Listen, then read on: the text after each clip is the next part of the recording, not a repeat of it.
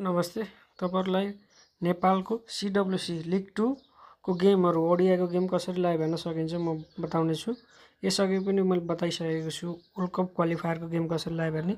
तरिका एउटै हो। हामीले आईसीसी टिभी को एप्लिकेसन प्ले स्टोरमा गएर तपाईहरुले आईसीसी टिभी को एप्लिकेसन डाउनलोड गर्नु होला। प्ले स्टोरमा जानुस्, आईसीसी टिभी एप लाइभ भनेर क्लिक गर्नुस्, त्यसपछि यसलाई खोल्नुस्। खोलेर तपाईहरुले यहाँ लगइन गर्नुपर्छ। माथि गएर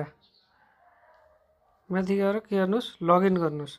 फेसबुकबाट गर्दा नि हुन्छ। तपाईहरुले इमेल आईडीबाट नि लगइन गर्नुस्। लगइन नगरी हेर्न मिल्दैन।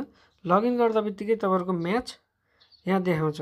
आईसीसी टिभी को होममा जानुस्। यहाँ अहिले नेपाल भर्सेस यूएसए को गेम भइरहेको छ। यहाँ गएर वाच लाइभ गरेर सजिलै सबै गेम लाइभ हेर्न सकिन्छ। यो भिडियो कस्तो लाग्यो? मन परेमा लाइक गर्नु होला र अझैसम्म पनि हाम्रो च्यानललाई सब्स्क्राइब गर्नु भएको छैन भने कृपया सब्स्क्राइब गर्नु होला भन्दै म यस भिडियोबाट बिदा हुन चाहन्छु। धन्यवाद।